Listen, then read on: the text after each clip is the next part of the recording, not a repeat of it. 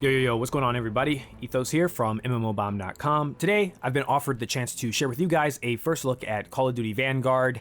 This game's been out for about a good minute, and so I wanted to really take some time to review this game and give you guys good advice on if this game might be for you or not.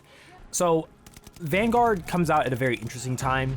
We have a crazy stacked rest of this year full of pretty much the best shooters. I mean, you have Call of Duty out, you have Battlefield out, and now you also have Halo Infinite out. So it's kind of interesting to do this first look in that space where there are other choices available to you as a player, ranging from free-to-play options to other premium options as well. I'm gonna try to do as much as I can to distance myself from that, even though I believe that that has twisted my opinion a little bit on this game because of that. So Vanguard is just another Call of Duty game that's come out every yearly release. This one's developed by Sledgehammer Games, but it's also gotten support from Treyarch and also Infinity Ward. What you're getting here essentially is the Call of Duty package that I'm pretty sure all of you know by this point. You're gonna get a single player campaign, you're gonna get the multiplayer mode, and you're also gonna get a zombies experience. The free-to-play Battle Royale Warzone is its own separate entity, so you don't need to pay for that. So if you are just a BR type of person, you really don't need Vanguard at all. But if you're more of that classical Call of Duty arena multiplayer experience, this might be something more up your block.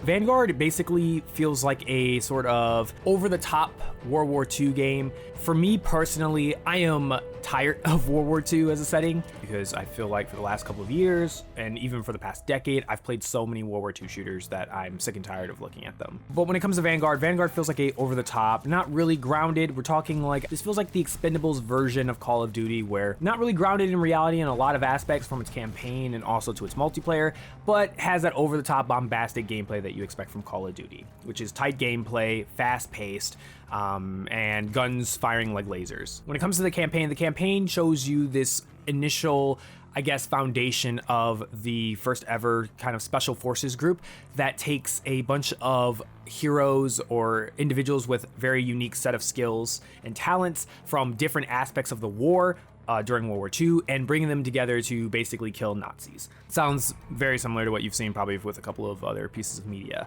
I think the story is competent. I think that it gets the job done. The difference between this game's campaign compared to a lot of the other Call of Duty's campaigns is that this one focuses a lot on the characters. You're going to be spending all the campaign in the shoes of these specialists and their backstories as to how they become the heroes of their own stories, and eventually leads to a ultimatum where they all join together to defeat the Nazis. The story's told kind of backwards, as you're already a group when the story begins, and then it goes backwards to then explain a little bit about who the person is and how they ended up being who they are today. And then at the end, it catches up in the present day at the end, and then you ultimately fight together to take down this big, like higher-up Nazi. The thing about the gameplay is each of the characters has their own special ability. Some of them can order troops around, others are really stealthy and can crawl. To be honest with you, really, none of these abilities really stand out and feel that much unique from what you've played in other campaigns or just other shooters in general. There's like some cool ideas, I think, here in the campaign, and some of the set pieces, of course, are pretty good for Call of Duty.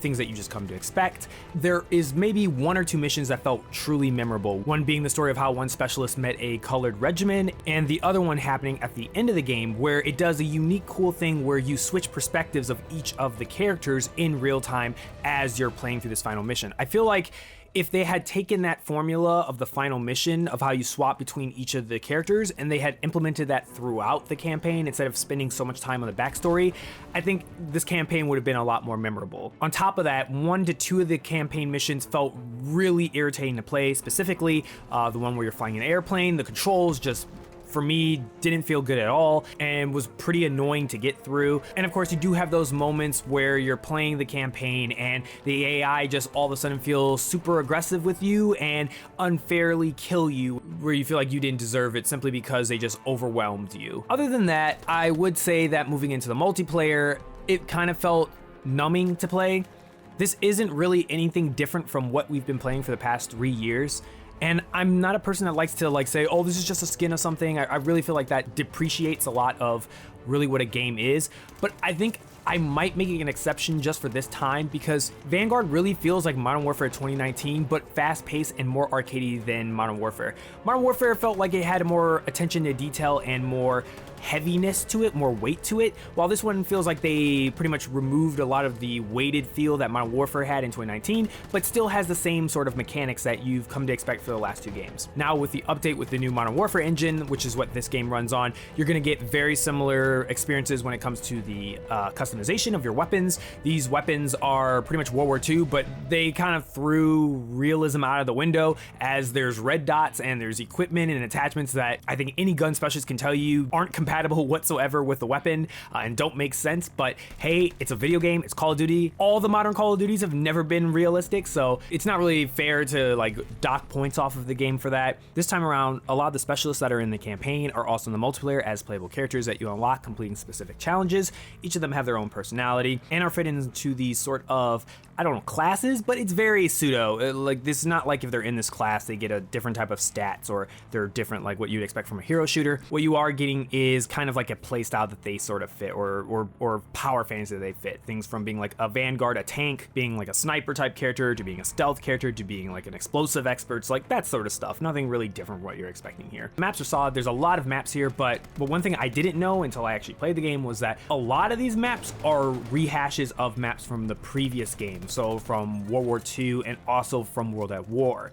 They've just been remastered and updated for the, you know, the look to make it look brand new. But from a design standpoint, they're pretty much the exact same maps, which makes sense as to why they were able to launch over 20 plus maps day one, because there's not truly 20 new maps. It's more, I think around like 10 of them, maybe 7 to 10 of them are brand new, but the rest of them are rehashes. In regards to the zombies experience, I'm not gonna lie to you, I barely played this. This kind of goes into the whole thing of if it's not broken, don't fix it. And this time around, they kind of changed a lot of stuff from what Treyarch has set as the standard for zombies for whatever reason, which didn't make sense. Like, you know, changing around how the round systems would work and how the setup of like moving throughout the map, that's been changed, and it's kind of mixed results, which, you know, is a disappointment. But to be honest with you, I don't really go to Sledgehammer for a zombies experience, and on top of that, I'm not really into zombies as it is to begin with. So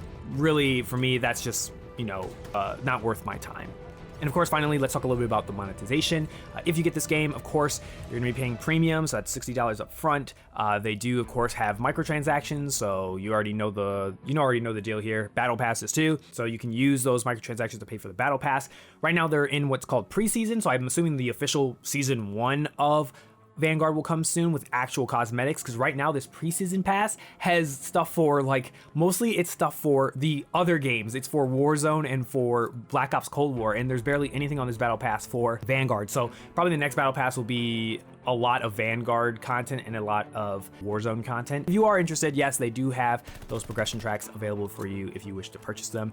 Right now the store is pretty barren, but I guarantee it, as time goes on and as the game gets older and older, they'll be adding in more monetization, more bundles and stuff that you can pay directly by using that. There are no loot boxes in this game, which hasn't been a part of Call of Duty, thankfully, for a good minute now, but you know, just pretty much expect the same type of monetary trappings that you would expect from any of the previous Call of Duties of the last 3 years.